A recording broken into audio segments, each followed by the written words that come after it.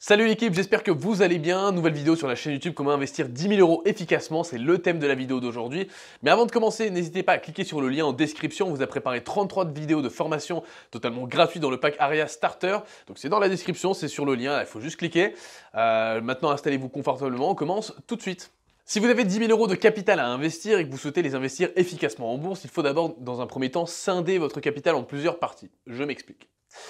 Vos 10 000 euros ne vont pas être investis sur une seule et même classe d'actifs ou sur un seul actif parce que justement votre risque serait trop grand. Le but en bourse est de diversifier ces investissements pour avoir un risque qui est justement lui aussi plus petit. Si vous mettez tous vos œufs dans le même panier, effectivement, si tout se passe bien, vous allez gagner beaucoup d'argent, mais si tout se passe mal, vous allez perdre beaucoup d'argent très rapidement. Le but avec vos 10 000 euros, ce sera donc d'investir un quart dans une classe d'actifs donnée, un autre quart dans une autre classe d'actifs donnée, etc., etc.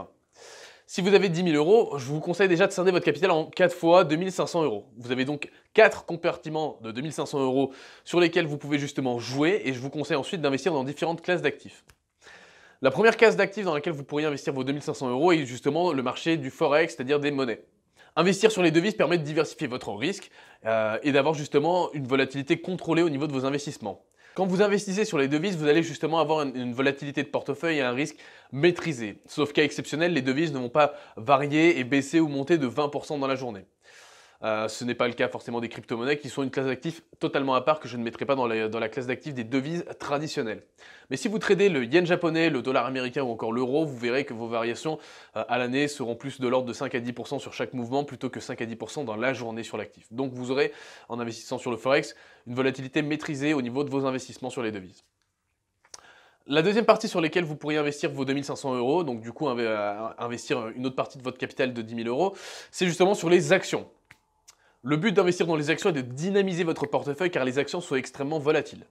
La plupart des actions américaines ont des variations journalières extrêmement fortes comparées aux devises et au marché d'échange et vous permettront donc d'avoir un certain punch sur votre capital et donc de donner un peu de vélocité à votre cash. Maintenant que vous avez investi 5 000 euros, il vous reste encore 5 000 euros à investir.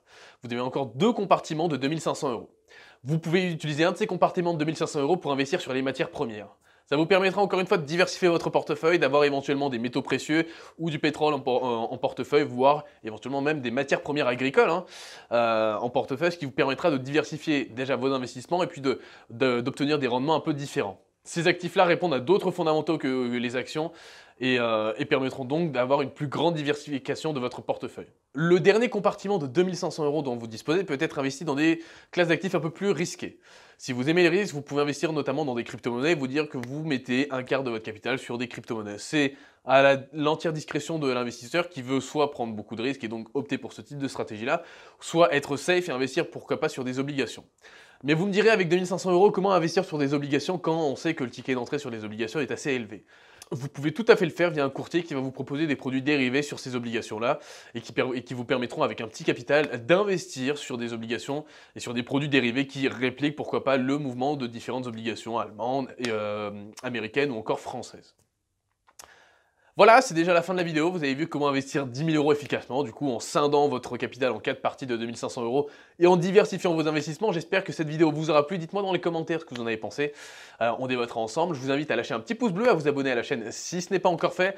Je vous retrouve très vite pour de nouvelles vidéos ici même. À très vite. Ciao.